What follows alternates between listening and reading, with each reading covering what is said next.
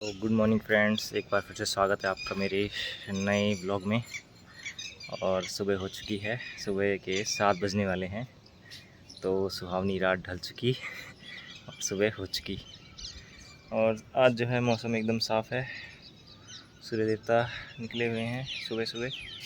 तो आज मुझे लग रहा है जो है सूर्यदेव फुल उबालने के मूड में है। अभी तो नॉर्मल है, पर थोड़ी देर में जो है गर्मी बहुत तेज़ होने वाली है और हवा चल रही है बहुत बढ़िया। तो इसलिए मैं छत में आ गया थोड़ा कि चलो हवा खाते हैं सुबह सुबह। सुबह की हवा और धूप जो है लेनी चाहिए, शरीर के लिए बढ़िया रहती है। तो यहाँ की एक सबसे बड़ी चीज़ जो कि अब शुरू होने वाली है धीरे धीरे गर्मी की शुरू मतलब बढ़ने पे, और वो है यहाँ पे पावर कट बहुत लगते हैं। फ़िलहाल अभी तो लगे नहीं हैं, ये देखिए बगुले क्या लगे पड़े हैं ऊपर से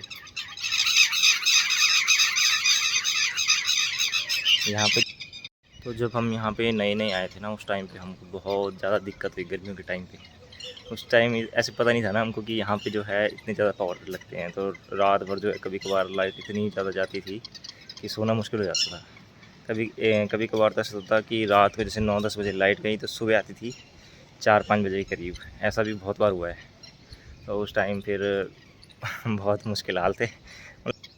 तो यहाँ से पहले जहाँ हम रहते थे ना, वहाँ पे भी बहुत बढ़िया है, मतलब वो कॉलोनी है एक। तो वहाँ पे रहते थे, वहाँ पे जो थे मतलब वहाँ पे गर्मी वगैरह तो नहीं थी, मतलब पेड़ पौधे वगैरह बहुत थे वहाँ पे ना लगे हुए। यहाँ पे तो पेड़ वगैरह उतने हैं भी नहीं, तो उस करके ना वहाँ पे ठंडक काफ़ी रहती है। तो कभी जाऊँगा मैं उस कॉलोनी में जहाँ पे पहले रहते थे, तब दिखाऊँगा मैं वहाँ पे आपको व्यू कि किस कमरे में रहते थे हम, कैसा वहाँ पे था कि। और यहाँ पे तो खाली हम बस ऐसी हैं, वहाँ पे हमको जो है खेती करने के लिए भी थोड़ा बहुत जगह थी। मतलब ऐसी खेती भी नहीं कि बहुत ज़्यादा, थोड़ा बहुत खेत वगैरह, मतलब हल्का फुल्का। जैसे 2 कमरे हैं, 2 कमरे के बाद पीछे थोड़ी सी जगह, हल्की फुल्की सी जगह, थोड़ा बहुत मतलब अपना घर में सब्ज़ी वगैरह लगा सकते हैं। और सब्ज़ी वगैरह लगा के जो है अपना बाहर का जो सब्ज़ी का खर्चा है वो बचा सकते हैं। वैसे आपको पता है आजकल महंगाई भी कितनी हो रखी है। जब मैं यहाँ पे आया था ना 2018-19 के टाइम पे, तो उस टाइम पे नहीं थी इतनी महंगाई। आज की डेट पे तो सब्जियों के रेट सुन के ही होश उड़ जाते हैं, इतना ज़्यादा महंगा है। तो सोचना पड़ता है कि कौन सी सब्ज़ी ली जाए कौन सी नहीं ली जाए। हाँ, से आज मंगलवार है, तो आज जो है मंगलवार मंडी लगेगी, यहीं नज़दीक जगह है बडूंगर, वहाँ पे। तो वहाँ पे ठीक मिल जाता है, मतलब सस्ते रेट पे मिल जाता है। काफ़ी सारी लगी रहती है और ऑप्शन हमारे काफ़ी ऑप्शन रहते हैं हमारे पास। तो अब चलते हैं नीचे, 7 बजने वाले हैं। और आज मैडम भी उठ गई है ठीक टाइम पे। तो मैडम तो चाय की चुस्की ले रही होंगी, हमने तो चाय अपने ऑफिस में ही पीनी है, क्योंकि चाय पीने के बाद जो है ना फिर खाने का मन करता नहीं है। तो इसलिए मैं सुबह चाय पीता नहीं। हाँ, 9 बजे का ऑफिस होता फिर तो, फिर भी मैं कम ही वो चाय पीता हूँ। मतलब कभी कभार हो गया तो ठीक है, नहीं तो फिर 9 बजे के ऑफिस में भी जो है ऑफिस में ही चाय होती है। घर में तो मोस्टली बहुत कम, छुट्टी वाले दिन होती है बस। कि छुट्टी वाले दिन कहीं जाना तो है नहीं, घर ही पे रहना है। तो सुबह चाय पिए, उसके बाद नाश्ता वगैरह। तो फ्रेंड्स चलते हैं नीचे और तैयार होते हैं ऑफिस के लिए, फिर नाश्ता पानी करते हैं और ऑफिस चलते हैं। तो मिलेंगे आपको दिन में, तब तक के लिए बाय। प्रीति है जो अभी तक सो रही है घोड़े बेच के, शायद उठ गई है अभी। खैर ये मज़े भी अभी तक हैं जब तक स्कूल नहीं होती। एक बार स्कूल शुरू हो जाएगी उसके बाद तो तब टेम्पू लेने आ जाएगा सुबह सुबह। फिर इसको भी जो है स्कूल के लिए रेडी करना है। फ्रेंड्स आज जो है नाश्ते में पोहा बन रहा है, हल्का फुल्का नाश्ता। अभी मूंगफली फ्राई हो रही है और प्याज कट चुका है और पोहा रेडी है।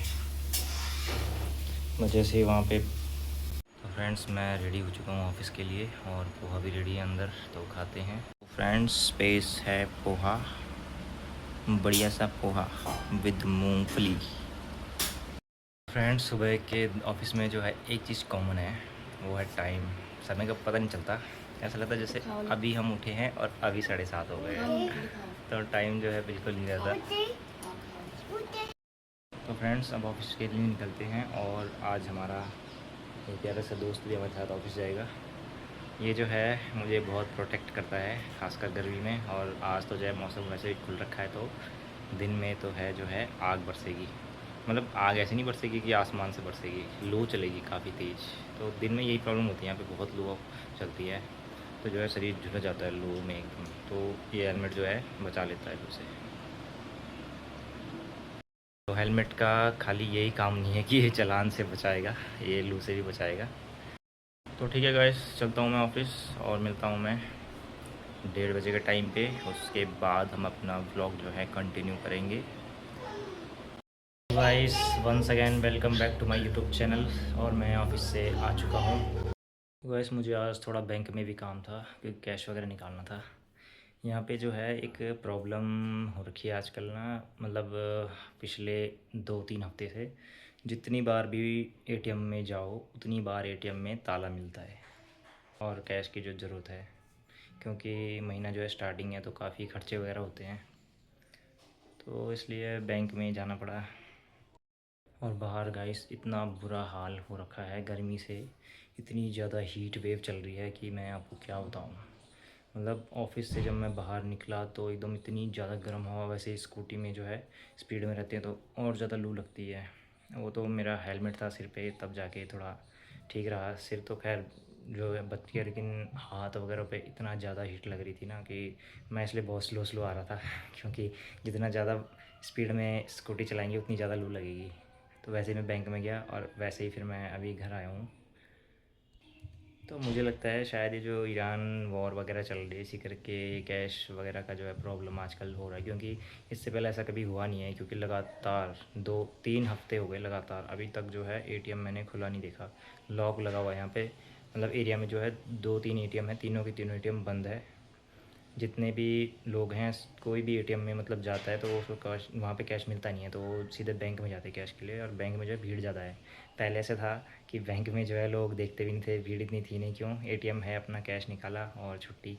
अभी जो है एटीएम है नहीं तो बैंक के चक्कर लगा रहे हैं।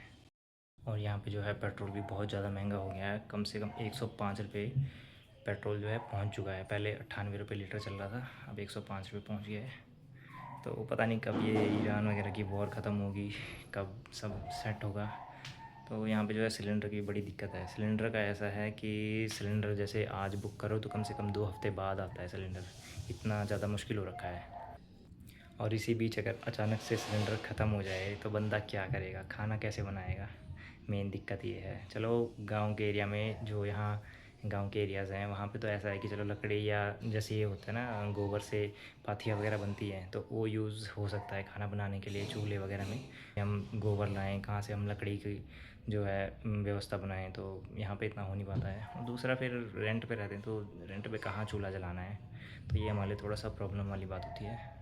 और यहाँ पे चेक किया जा रहा है कि क्या क्या लाया गया है मार्केट से, क्या क्या नहीं। और दीतू को यहाँ पे बड़ा इंतज़ार है अपनी क्या चिज्जी का, चिज्जी खानी। और देखो पीछे पीछे भाग रही है चिज्जी के लिए। तो खाना आ चुका है और हम खाना खाते हैं अब। आज खाना स्पेशल दाल चावल और ये है रायता। तो फ्रेंड्स हम खाना खा चुके हैं और अब आ रही है बहुत ज़बरदस्त वाली नींद, तो अब आराम करेंगे। खाना खाने के बाद जो नींद आती है ना, इतनी ज़बरदस्त नींद आती है, रात को भी ऐसी नींद नहीं आती। वो भी कम से कम 4-5 करवट लेंगे उसके बाद ही नींद आएगी। लेकिन दिन में ऐसा होता है कि खाना खाया उसके बाद तुरंत। फ्रेंड्स पहले जो है हम शाम के टाइम पे पार्क वगैरह जाया करते थे, थोड़ा बहुत घूमने फिरने के लिए। थोड़ा धृति का भी इंजॉय हो जाता था पार्क में, और हम भी थोड़ा बैठ जाते थे, मतलब लोग वगैरह दिख जाते थे। तो आजकल पार्क जाना हो नहीं पा रहा है, क्योंकि आजकल जो है 6 बजे तो कम से कम काफ़ी धूप रहती है 6 बजे, और उसके बाद फिर 7 बज जाते हैं ऐसे ही, मतलब टाइम का पता नहीं चलता। और अगर ऐसे में हम 7 बजे पार्क जाते हैं तो फिर आते आते काफ़ी लेट हो जाएगी। फिर वही जो है फिर डिनर के लिए लेट होगा। और फिर अब आपको पता ही है जैसे सुबह का जो है जल्दी का दफ्तर है, तो जब रात को जल्दी सोएंगे तो नींद भी तभी खुलेगी सुबह जल्दी, नहीं तो फिर लेट हो जाता है। इस चक्कर में आजकल जो है पार्क जाते नहीं हम। बाकी देखते हैं अब फ्राइडे वगैरह को जाएं पार्क, तो तब देखते हैं। और यहाँ जो है अगल बगल कोई पार्क है नहीं, पार्क के लिए हमें दूसरी साइड, मतलब मॉडल टाउन कहते हैं वहाँ के लिए, वहाँ जाना पड़ता है। यहाँ लोकल में कोई ऐसे है नहीं खेलने वगैरह के लिए। लोकल में बस छोटे मोटे मैदान हैं, वो भी खेलते रहते हैं बच्चे वगैरह। शाम को कोई क्रिकेट खेलता है, कोई फुटबॉल वगैरह खेलता है। और सड़कों में तो क्या घूमना है, बस ऐसे ही थोड़ा बहुत लोकल एक दो चक्कर वगैरह और क्या। तो हमने जो है नैनीताल का ट्रिप करने का भी सोचा था एक बार, बट ट्रिप हो नहीं पाई क्योंकि बच्चे के साथ जो होता है ना थोड़ा सा दिक्कत होती है। अब जैसे यहाँ पे ज़्यादा गर्म है, नैनीताल जाएंगे वहाँ पे थोड़ा ठंडा हो जाएगा, तो गर्म सर्द में ऐसा ना यहाँ वापस आके तबीयत वगैरह ख़राब हो सकती है। हमारी तो खैर उतनी नहीं, बट बच्चे का ज़्यादा प्रॉब्लम होता है। क्योंकि एक बार जब हम गए थे तुंगनाथ घूमने, तो उस टाइम मतलब धृति थोड़ा छोटी थी। तो जब हम हाइट पे गए वहाँ पे अचानक से मौसम बदलता रहता है तुंगनाथ में। वहाँ पे हम ऐसे नहीं बोल सकते कि अभी मौसम ठीक है बस ठीक ही रहेगा, क्योंकि जैसे जैसे हम हाइट पे चढ़ते जाएंगे मौसम का कोई पता नहीं होता। वहाँ पे बारिश कभी भी लग सकती है। दूसरा, हमारे पास रेन कोट थे नहीं, बिना रेन कोट के हम ऊपर चले गए। स्टिक वगैरह थी नहीं हमारे पास कि उसके सहारे हम ऊपर जा सकते। तो धृति के साथ हम चले गए ऊपर, चढ़ते गए। और जब हम फाइनल पहुंचने वाले थे, मतलब तुंगनाथ मंदिर तक पहुंच ही गए थे लगभग, तो थोड़ा सा रह गया था रास्ता, मतलब ऐसे लगा लो आप 50 मीटर का रह गया होगा मुश्किल से। उतने में इतनी तेज़ बारिश आई कि बस क्या बोलूँ, बहुत ही तेज़ बारिश। और उसके बाद हमने जो स्पीड पकड़ी, तो जहाँ पे मतलब रुके हुए थे हम, वहाँ पे बैठने का थोड़ा बहुत बना रखा था उन्होंने हल्का फुल्का, तो वहाँ पे इतनी ज़्यादा भीड़ लग गई थी कि क्या बताएं। मतलब किसी को नहीं हो रहा था अगर बैठने का, तो ऐसे ही खड़ा था। तो वहीं पे उनके घोड़े खच्चर वगैरह चल रहे थे सारा कुछ। तो मैं और मेरा भाई और हमारे साथ 2 फ्रेंड और थे, वो सारे गए थे तुंगनाथ। तो हम थोड़ा सा वहाँ पे रुके, और मैं और मेरी वाइफ हम मतलब ऊपर तुंगनाथ मंदिर के दर्शन के लिए गए, और धृति को हमने नीचे ही छोड़ दिया, मतलब भाई के पास। तो धृति इतना रोने लग गई। मतलब ऊपर से जब हम नीचे आए, तो वहाँ पे हैदराबाद साइड के थे कोई ये क्लाइंबर वगैरह, जो मतलब पहाड़ पे वो करते हैं ट्रैकिंग वगैरह, तो वो आ रखे थे। तो उन्होंने हमको इतना डरा दिया। वो कहते कि बच्चे को क्यों लाए, मतलब ऐसे हमको डांटने लगे ना हल्का फुल्का कि बच्चे को ऐसे नहीं लाना चाहिए वगैरह वगैरह। तो हमने बोला कि हमको क्या मालूम था, मतलब इतनी हाइट में मौसम ऐसा चेंज हो जाएगा एकदम से। और धृति भी इतना ज़्यादा रोने लगी कि हमको डर लग गया कि कहीं सच में जो है ठंड वगैरह ना घुस जाए। तो ऐसे ही छोटी थी उस टाइम पे। अब मौसम वहाँ पे इतना ज़्यादा ख़राब हुआ कि वहाँ पे जो घोड़े वाले हैं उन्होंने हमको नीचे ले जाने तक से मना कर दिया, जबकि हमने उनको ऑफ़र तक दिया कि चलो हम आपको एक्स्ट्रा पे कर देंगे, तो आप हमको जो है नीचे लेके जाओ सेफ़ली। पर खैर मौसम जो है इतना ख़राब हो गया था वहाँ पे कि जैसे बारिश वगैरह पड़ रही थी, तो पत्थर जो थे वो थोड़ा स्लिप कर रहे थे।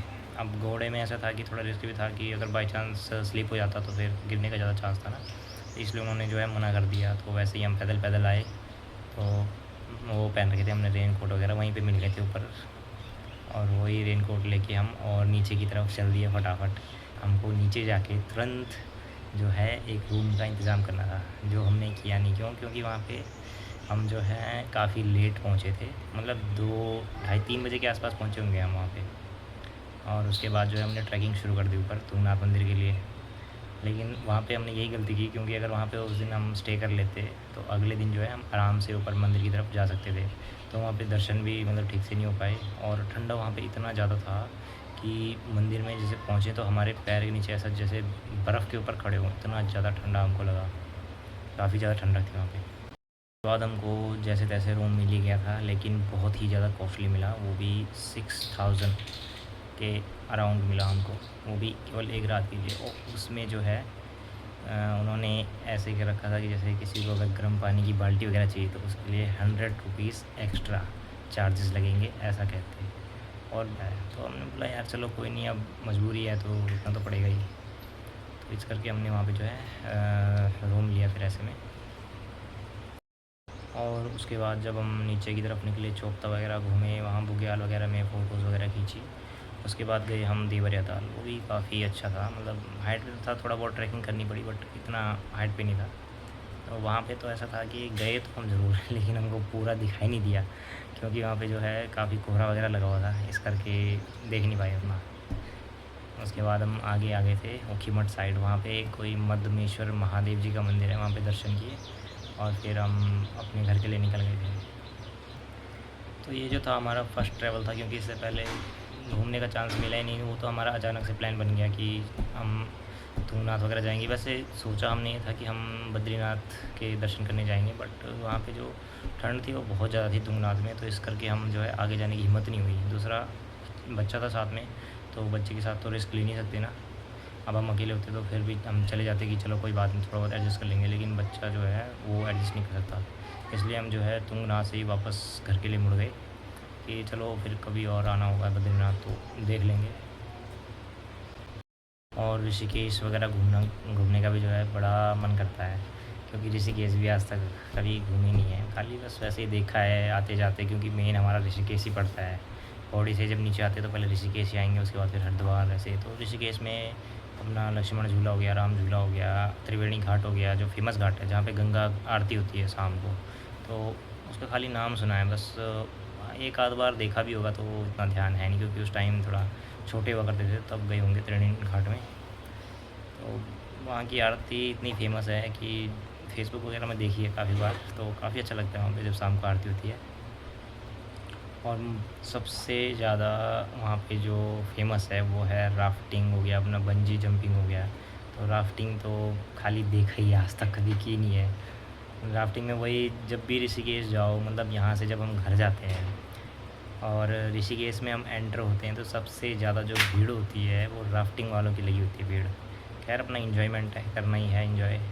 तो इतना ज़्यादा होता है राफ्टिंग का कि मतलब हर 2-3 मिनट बाद हर एक ना एक टैक्सी निकलेगी जिसके ऊपर राफ्ट बंदी होगी, और राफ्टिंग करने वाले बस चलते ही रहते हैं वहाँ से। मतलब ऐसे होता है उनका कि इतने किलोमीटर जाना है आगे, या स्टार्टिंग से और एंड पॉइंट तक। और कई ऐसे होते हैं जो मतलब लाइफ जैकेट पहन के और थोड़ा बहुत स्विमिंग वगैरह कर लेते हैं नदी में। खैर हमने तो आज तक किया नहीं। दूसरा बंजी जंपिंग, वो भी आजकल ही चला है ऋषिकेश में, पहले नहीं था बंजी जंपिंग वगैरह। हाँ राफ्टिंग वगैरह थी, वो राफ्टिंग तो पहले से था, लेकिन बंजी जंपिंग तो फ़िलहाल ही आया है। और इसमें और बाकी जैसे जैसे ऊपर बढ़ते हैं तो गाइस नज़ारे तो एक से एक नज़ारे हैं, बहुत ज़बरदस्त वाले नज़ारे। अपने देवप्रयाग तक लगा लो आप, काफ़ी कुछ मिल जाएगा वो देखने के लिए। अपना देवप्रयाग में संगम है, गंगा नदी बनती है जहाँ पे भागीरथी अलकनंदा का संगम है, वहाँ पे मंदिर है काफ़ी फेमस, रघुनाथ जी का मंदिर है। फिर वहाँ से आगे चलते हैं हम श्रीनगर में, तो काफ़ी फेमस जगह मतलब। तो देवप्रयाग में भी जो है टूरिस्ट लोगों का इतना ज़्यादा जाम लगा रहता है फ़ोटोज़ खींचने में। तो मैं भी रुद्रप्रयाग हो गया अपना, और तुंगनाथ हो गया, बस खाली यहाँ तक गया हूँ, इससे ऊपर मैं गया नहीं।